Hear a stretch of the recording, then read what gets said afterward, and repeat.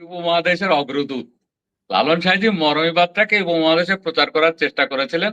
এর উপরে উনি প্রায় 250-300 যে বাণী রচনা করেন এই এই মরমীবাদের উপরে, মিস্টিসিজমের উপরে। কিন্তু কালের আবর্তনে বিবর্তনে 200 বছর হয়তো পার হয়েছে মাত্র, যেহেতু উনি 1890 সালে বিদায় নিছেন। 1990 2090 এখনো হয় নাই। কতদিন হলো ওনার বিদায় হওয়া? 1890 সালে বিদায় হলে অল্প কিছুদিন। এর ভিতরেই লালন সাঁইজির দরবারের চুল আলা, জট আলা, চিমটা আলা যারা আছে, ওরা লালন সাঁইজির দর্শনকে এমন ভাবে তুলে ধরছে যে এটা শুধু খারাপ লোকরা যায়, তারপরে যারা গাঁজা খায় তারা ওখানে যায়, এরপরে ওই নারী নিয়ে খারাপ কাজ করে এরা ওখানে যায়। সাধারণ লোকের কাছে এই মেসেজ গুলো গেছে। শালারা মুছ এমন ভাবে রাখে আর দাড়ি এমন ভাবে রাখে, চুলের খোপা বাঁধে, ওই শালারা তাদের মতবাদের কি প্রচার করবে? আর লালন সাঁইজির যে ছবিটা পাওয়া যায় ওই ছবি তো অরিজিনাল না, লালন সাঁইজি খোপা বাঁধছে। এটা তো এই স্কেচ রবীন্দ্রনাথের ভাই, সেই এই ছবিটা স্কেচ করছে। আবার আরেকজনও করছে। কেউ লালনকে কেউ মুসলমান ঘরের প্রমাণ করার চেষ্টা করে। এরা বলে যে লালনের বাপের নাম হলো তরিবুল্লাহর মার নাম হলো আমেনা। আর যারা লালনকে হিন্দু প্রচার করার চেষ্টা করে, হিন্দু কুলে নিতে বা হিন্দু রূপে তাকে প্রতিষ্ঠা করতে চেষ্টা করে, ওরা বলে লালনের বাপের নাম হলো মাধব কর আর মায়ের নাম হলো এই পদ্মাবতী।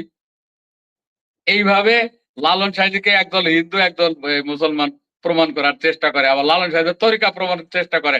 একদল বলে লালন সাঁইজি কাদরে তরিকার, আরেক দল বলে লালন সাঁইজি চিশতিয়া তরিকার। মজার বিষয়, লালন সাঁইজি এরকম চুল রাখতেন, এরকম দাড়ি রাখতেন, লালন সাঁইজি এরকম হুক্কা খাইতেন। আবার আরেক দল বলছে না, লালন সাঁইজি জীবনে হুক্কা খাইতো না, জীবনে তামাক খাইতো না, গাঁজা খাইতো না, এবং যারা খাইতো তাদেরকে আশ্রম থেকে বের করে দিত। যাই হোক, এইরকম তার ব্যাপারে অনেক কিংবদন্তি আছে। আমাদের কথা হলো লালন সাঁইজি উপমহাদেশের মধ্যে জ্ঞানের সাগর, বা এটাকে বলা হয় যে বাহারুল উলুম, বিদ্যাসাগর। এই লালন সাঁইজি হলো এই উপমহাদেশের মধ্যে বিদ্যাসাগর। যত বিশ্ববিদ্যালয় এই উপমহাদেশে আছে এবং আরো গড়ে উঠবে, লালন সাঁইজির 2টা লাইনের সমান জ্ঞান এরা অর্জন করতে এখনো পারে নাই, পরবর্তীতে পারবে বলে আমার ধারণা হয় না। কারণ এইটা একটা মহা দর্শন এবং জ্ঞানের সাগর।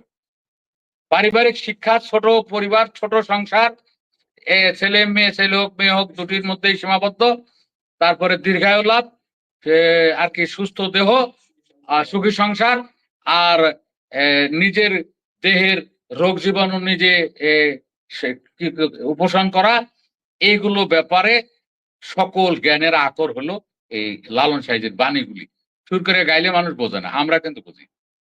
বেদ, পবিত্র কোরআন মাজিদ, এগুলো যেমন জ্ঞানের আকর বা জ্ঞানের খনি, তেমনি লালন বাণীও জ্ঞানের খনি। লালন সাঁইজি উপমহাদেশের মরমীবাদের অগ্রদূত। ধন্যবাদ গুরুজি। সবশেষে জানতে চাই, আপনার এই গবেষণা এখন কোন পর্যায়ে আছে? আত্মতত্ত্বভেদ এর 4র্থ থেকে 7ম খণ্ড পর্যন্ত আপনি লিখেছেন। আর কি নতুন পেতে যাচ্ছি আমরা? মূলত আমি দেহতত্ত্ব নিয়ে লেখালেখি শুরু করি, লেখাপড়া শেষ করে। লেখাপড়া আগেও কিছু লেখা ছিল আমার। আমি যখন MM করি ঢাকা আলিয়া থেকে, তারপরে ওই গুরুদের কাছ থেকে যা পেয়েছিলাম সেগুলো আর আমার গবেষণা, এ নিয়ে আমি আত্মতত্ত্বভেদ লেখা শুরু করি, 8 খণ্ডে শেষ করি। এই আত্মতত্ত্বভেদ লিখতে গিয়ে যেগুলা প্রোডাক্ট হয়েছে বা যেগুলো তথ্য আমার এইগুলো দ্বারা আত্মতত্ত্বভেদ। আর আমার টোটাল বই প্রকাশিত 28টি, আরো 10-12টা বই প্রকাশিত হবে, হওয়ার পথটা রেডি আছে। এগুলো আমি একটার পর একটা করবো। এরপরে আমার কাজ হলো যে আমি লালন সাঁইজি আমার কোনো কিছুই অভাব নেই, লালন জীবনীকার আমি ছোট্ট ব্লগ, তারপরে লালন ঘটনা, এটা প্রথম আমি রচনা করি। এরপরে হাজার লালন এই গান করি, লালন সাহেবের গানগুলোকে সবাই সঙ্গীত বলতো। আমরা যখন ভূমি জরিপ কাজ শুরু করি, আমি এগুলো ভূমি জরিপের শুরুর পূর্বে আমরা প্রত্যেক এলাকায় আমরা জানিয়ে দেই, মাইকিং করি। আমি এটাকে বলছি পবিত্র লালন, মাইকিং এটাকে করে বলছি হাজার লালন। আমরা সবাইকে তার জমির আইল সীমানা এগুলো ঠিক রাখতে বলি। আমরা প্রত্যেক গ্রামে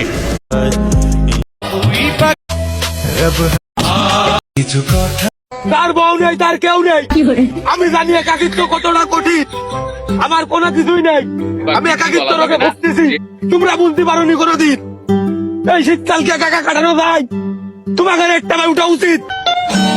तेरी हिल दी ठक ठक ठक देवे डोपामिन बेबी नी बेबी तेरी সবাই কত আমার বন্ধু আমার পোস্টার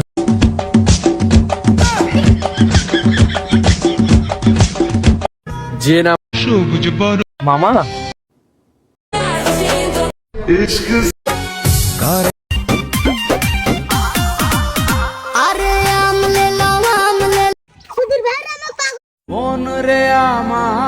দরজায় তালা।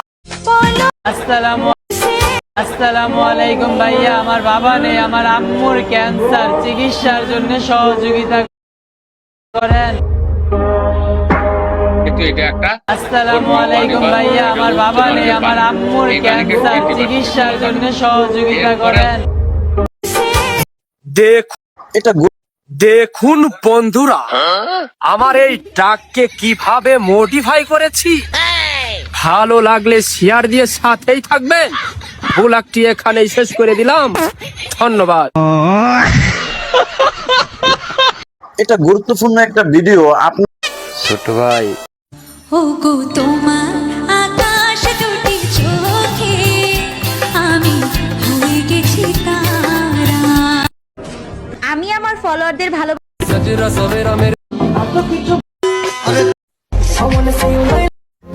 আমি তো বাঁচার অনেক ইচ্ছা, তবে ভাগ্যে কি আছে জানি না। ওকে, বাঁচতে চাই। লাস্ট প্রশ্ন, কি ভয় পান? Blackmail, blackmailing.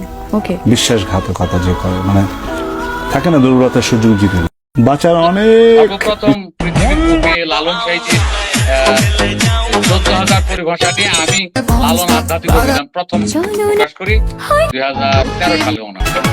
এরপরে আরেকটা বই করি যেটা লালন ভাবার্থের আধ্যাত্মিক অভিযান, আর আরেকটা করে লালন রহস্যভেদ সমস্ত একটা বই, অনেক বড়। লালনের উপরে 8টা বই লেখার পরে আমি ভাবলাম যে আর মোটামুটি লাগবে না, এই বইগুলো সবাই বুঝতে পারবে। লালন জীবনী প্রথমে আমি দাঁড় করাই। আপনিও আমাকে চেনেন সব না? মিলে লালন সাহেবের উপরে লেখার লেখির প্রয়োজন নাই, এখন আসতে হবে আমাদের কোরআন মাজিদের উপরে। কোরআন মাজিদের উপরে এসে আমি আগে কোরআন কিস্তি দিব না, লোনের টাকা তুলি, গরু কিনছি, গরু মরি গেল, এই কিস্তি কিভাবে দিব? মানে গরু মারা গেছে দেখি কিস্তি মারবো, এটা কোনো কথা? মাধ্যমে ঋণ নিয়েছেন স্বামী স্ত্রীর মধ্যে, যে কোনো একজন মারা গেলে ঋণ মাফ হবে। আর মুইয়ে যদি মরি গেল হয়, তাক মাফ করে না দিলেন তো গরু মরছে মনে করবেন মুইয়ে মরছে। এবং শেখান এটা তো হলো, বুঝলু? আইসে মে গেট আউট চলি যা, কিস্তি নাই। ভুল অর্থ পবিত্র না। কোরআন মাজিদের মামলা করে ভুল দিব। অর্থ ইয়ে পরে বা লোন না দিলে নাইবেন, এই মামলা করে দিব। মামলা করবো, বাড়ি থেকে পালাবো, বাড়ি থেকে পালাবো, সুকেশ টুকেশ বের করে নিয়ে যায় খাও। তোমরা বাথরুমও আমার সাথে ডিস্টার্ব করো কেন? গর্ব বাথরুমও তো তোদের জন্য একটু আক্কা করা যায় না? চাবি দিয়ে পিছনে আমার কোরআন মাজিদের বাস্তব দর্শন বা তাফসিরে হাকিকি এ নামে এ নামে আমি কাজ শুরু করছি এবং করা শেষ করেছি। এখন আমি বাকি কাজ করতেছি। যদি এই কোরআন মাজিদের উপরে আমি 7-8টা বই লেখার সময় পাই, তাহলে মোটামুটি মানুষের দরকার দিতে পারবো। ইতোপূর্বে যা বলা হয়েছে, ওই আমি একদিন যদি সুস্থ থাকি, 2 দিন থাকি পিনিকে কোরআন মাজিদের এরা ভুল লেখছে, ভুল প্রচার করছে। আপনার কথা ছিল যে আপনার ভবিষ্যৎ কর্মপদ্ধতিটা কি, এইটা যেমন। আরেকটা আমার কাজ হচ্ছে, সেটা হলো আমি যে ডেটাবেসটা তৈরি করছি, একটা সারণী, আমি এখন দেখাতে পারছি না, একটা পরিভাষার সারণী আর একটা হলো পৌরাণিক সংখ্যার সারণী। এই দুটো সারণী একটা ডেটাবেস তৈরি করছি। এই ডেটাবেসটা যদি আমি গুগলের কাছে পৌঁছাতে পারতাম, তাহলে পরে একটা ক্লিক দিলে কোরআনটা বেদ আকারে পড়তে পারতো, বেদটাকে একটা ক্লিক দিলে কোরআন আকারে পড়তে পারতো। বিশ্বের যতগুলো ধর্মগ্রন্থ আছে একটা স্টেট লাইনে এলে একটা বাটনের নিচে সবগুলো ধর্মগ্রন্থ থাকতো। যে যে ভাষায় যে যে ধর্মগ্রন্থ পড়তে চায় তারা কনভার্ট করে নিয়ে পড়তো। এই কাজটা আমি করেছি। যেমন সবকিছুরই এই 97 পর থেকে যখনই প্রযুক্তি এলো, যখনই আমাদের কাছে এই ইউটিউব এলো, যখন এই উইকিপিডিয়া এলো, উইকশনারি এলো, তখন সবগুলোই একটা স্টেট লাইনে এসছে। ল্যাঙ্গুয়েজ গুলো এতগুলো যে এই ভাষা একটা স্টেট লাইনে আসছে, কিন্তু এই সাম্প্রদায়িক মতবাদ গুলো, যেমন আমি যদি 250 সৃষ্টিকর্তা নিয়ে নাম বলি, তা 250 সৃষ্টিকর্তার সত্তা তো একটা, জাপানিদের সৃষ্টিকর্তা